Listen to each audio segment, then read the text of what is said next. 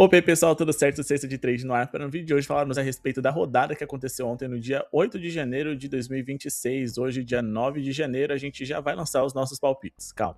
Mas antes a gente quer fazer um resumo da rodada de ontem, porque foi uma rodada curta com 4 jogos, ou melhor, mais curta ainda, porque a gente teve apenas 3, e que dá pra gente falar um pouquinho a respeito desses jogos. Como vocês sabem, eu estou lesionado, não posso sair muito de casa. Então, no fim das contas, dá pra gente trazer vários vídeos para vocês falando a respeito de basquete, muito além das tips diárias. É claro, vai ter vídeo de tips hoje, mas espera só um pouquinho que já tá no ar. Antes da gente começar esse vídeo e entender que vocês gostam desse tipo de conteúdo, deixa o like pra gente continuar trazendo vídeos pra vocês falando a respeito de basquete em geral. Apenas 50 likes é o nosso meta de hoje, lembrando que quem for membro do canal vai ter acesso a vídeos exclusivos também. É só clicar no botão de Seja Membro que tá aqui embaixo. Nosso grupo VIP tá na tela pra vocês e na descrição tem cupom e bônus exclusivos de diversas casas de apostas, F12Bet, Superbet, Bet Nacional, entre outros. É só usar o cupom Sexta de Trade que você vai ajudar o nosso canal, beleza? Ontem a rodada começou com Indiana Pacers e Charlotte Hornets numa partida na qual a gente teve ali o LaMelo Ball entrando do banco de reservas para completar para 33 pontos. Mas não foi o suficiente porque o Indiana Pacers venceu essa partida por uma pequena vantagem, mas com Pascal Siakam se destacando na partida como principal jogador. As principais surpresas dessa partida foi o TJ McConnell, que veio do banco e completou por um ótimo número de pontos, mas acima de tudo de um jogador ali que conseguiu contribuir mais do que as suas médias padrões. Só que a grande decepção da partida foi o Brandon Miller. A gente teve aí o Charlotte Hornets numa sequência intensa de jogos importantes, onde eles tinham enfrentado na noite anterior o Toronto Raptors em uma partida ali muito física. Então, era natural que no back-to-back eles tivessem uma pequena desvantagem. Mas o Brandon Miller não tinha jogado contra o Toronto, então a expectativa era que ele voltasse e pontuasse muito bem, principalmente contra o Indiana Pacers, que tem um aproveitamento ruim na defesa central ali, né, no paint. Eles são dos times mais vazados da liga, levam muitos rivais à linha de lance livre e também tem um aproveitamento muito baixo em defesa de jogadas de mano a mano.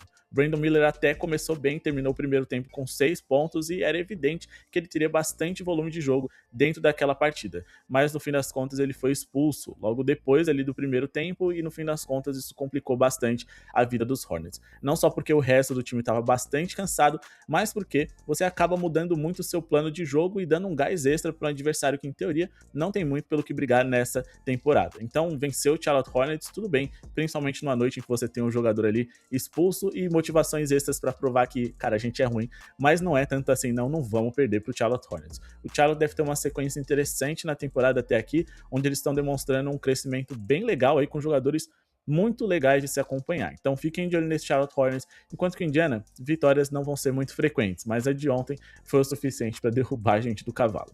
Bom, logo depois a gente teve Chicago Bulls e Miami Heat, ou pelo menos não teve, mas vale a pena destacar o vexame que foi, porque a partida teve horas ali, né, antes de começar, para poder anunciar um cancelamento. No fim das contas, o jogo ser cancelado por conta de goteira numa liga milionária como a NBA, para mim é um vexame. No fim das contas, esse jogo ainda vai ser reagendado, a gente não sabe qual a data específica, e nessa partida que a gente tinha muita coisa interessante para trabalhar, acabou que a gente não teve opção a não ser não envolver dinheiro, né? O Jaime Jaquez podia voltar de lesão e pontuar muito bem. A gente tinha indicações ali no grupo VIP da pontuação do Norman Powell e também aqui no YouTube, ali no Over em Assistências, do Davion Mitchell, mas também tinha a possibilidade de diversas coisas acontecerem. Um dos jogos mais interessantes para tipsters que a gente tinha na noite. Um jogo rápido, veloz, com muitas posses de bola, os dois times são top 10, com o maior pace da liga, e a gente também tem ali o Chicago Bulls como uma das 10 piores defesas. Então, Over em Assistências, em pontos de diversos jogadores eram interessantes, mas infelizmente a gente teve que ficar de fora. E logo em seguida, ou na verdade era para ser no mesmo horário, a gente teve Minnesota Timberwolves e Cleveland Cavaliers, um dos jogos mais interessantes que a gente teve nessa noite, principalmente porque o Minnesota Timberwolves é um time de altíssimo nível, mas que não é levado como um contender, ou pelo menos por grande maioria das pessoas. Enquanto que o Cleveland Cavaliers, dentro da sua conferência, também era um dos favoritos ao leste, mas ainda não é levado como um contender, principalmente por conta do desempenho ruim dentro dessa temporada. Os principais destaques dessa partida do lado dos Cavs foi o Sam Merrill e o Donovan Mitchell, e como torcedor eu esperava que fosse ser um sacode maior em relação ao Minnesota Timberwolves, mas não, o Cavs até foi competitivo, e por mais que a defesa deles tivesse sido terrível, parecia ali no terceiro para o último quarto que as coisas estavam sob controle. O único problema é que eu esperava que nesse último quarto tivesse ali um ajuste na defesa que não aconteceu. O Cavs, que já tem o pior aproveitamento em defesa de perímetro da liga, ontem deixou demais os jogadores do Timberwolves livres para poder converter suas bolas de 3. No fim das contas, Julius Randle, Anthony Edwards, Donte DiVincenzo e também o McDaniels completaram seus overs em bolas triplas. Mais do que isso, eles tiveram um aproveitamento espetacular e o que mais frustra é que diversos desses arremessos foram livres, mais ainda porque a gente esperava também 30 pontos do Anthony Edwards. E ele que só cobrou 2 lances livres na partida, claro, poderia ter cobrado um pouquinho mais para quem sabe completar os 30 pontos que a gente esperava, ele que terminou com 25 pontos. A gente acredita que ele não terminou com 30 porque se você tem ali pelo menos 3 companheiros, além dele mesmo, com pelo menos 22 pontos na partida, aí não tem necessidade nenhuma dele estourar em pontuação. Mas o que mais impressiona é o quão bom ele é e o quão bom ele ainda deve ser no futuro. Por mais que eu adore o Anthony Edwards, ele dá sempre a impressão de, cara, esse cara é sinistro, ele pode ser ainda melhor do que eu já imagino. O Donovan Mitchell conseguiu ser um excelente líder, mantendo a calma no terceiro, quarto e no último, e conseguindo ali completar para 30 pontos na partida como um todo, mas acima de tudo, assumiu a responsabilidade ofensiva para que o seu time continuasse competitivo. Mas infelizmente, alguns jogadores decepcionaram, principalmente o banco de reserva dos Cavs, apesar de ter o Sam Merrill ali sendo excelente com 5 bolas de 3. Mas no geral, o banco não correspondeu tanto assim, mas o grande problema dessa partida foram os aspectos defensivos. O Cavs na última temporada tinha um ataque onde toda bola que eles tentavam do perímetro caía. E no fim das contas eles conseguiam excelentes resultados, mas depois da temporada terminar, o próximo passo precisava ser dado, que era melhorar um pouquinho na defesa. Claro que a defesa dos Cavs não era uma mãe. O Cavs com o Bickerstaff sempre foi uma defesa ali de top 10, porém caiu bastante na medida em que trocou de treinador, mas compensou no seu lado ofensivo. E se você mantém aquele lado ofensivo excelente, mas consegue melhorar um pouquinho essa defesa, aí você se torna um time de excelência. Só que os Cavs não conseguiu dar esse passo adiante. O time ainda corre muitos riscos para se defender, jogando num pace alto e confiando muito no seu ataque, que as bolas de 3 não estão caindo tanto quanto na temporada passada, mas acima de tudo, você tem uma defesa de perímetro ali horrorosa, e na liga onde todo mundo arremessa de 3, fica complicado de você ser competitivo. Os Cavs é uma das principais decepções da temporada, mas também um time que agora se torna um dos favoritos para se apostar em over bolas de 3, principalmente com armadores, ala-armadores e ala. E se você quer dicas para apostar em bolas de 3, o nosso grupo VIP tem um e-book especial onde a gente explica como você pode ser lucrativo dentro desse mercado. É só chamar no WhatsApp e garantir a sua vaga por apenas R$20, beleza?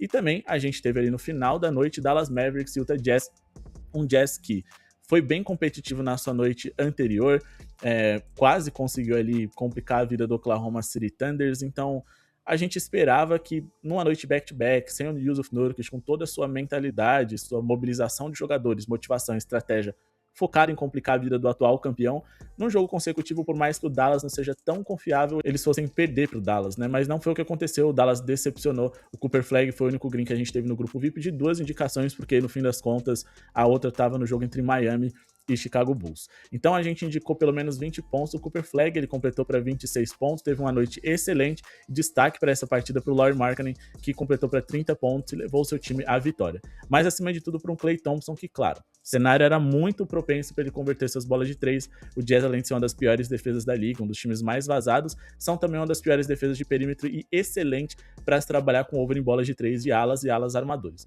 Por que eu acabei não indicando isso? Porque o Klay Thompson, apesar de ser um cara que costuma esquentar para depois disparar na partida, ele não vive os seus melhores momentos. Eu até fiquei de olho para tentar trabalhar com over 1.5 bolas de 3 no ao vivo, mas ele converteu a primeira e teve 50% de aproveitamento logo no primeiro quarto, então complicou bastante. O Jazz, por ser um time com pace alto e muito vazado, também permite muitas assistências. O Klay Thompson também se destacou nas assistências nessa partida, com 5 assistências, conseguindo seu over em passes para pontos e também ajudando o seu time a ser competitivo. No fim das contas, não foi o suficiente e a gente teve o Anthony Davis com uma grande decepção da noite. Apesar de terminar com duplo-duplo, com 21 pontos, ele no último quarto não pontuou. E ele foi absolutamente nulo nos aspectos ofensivos, porque apesar de pegar 3 rebotes, nenhum deles foram ofensivos, e em relação à assistência e pontos, ele ficou zerado. O jogador foi contratado para decidir, mas todo mundo já sabe que está bem encaminhado para sair da franquia.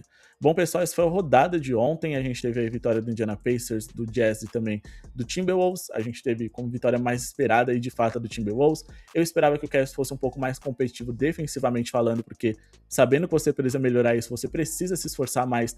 E o que acontece no caso do Cavs me parece que é o não esforço.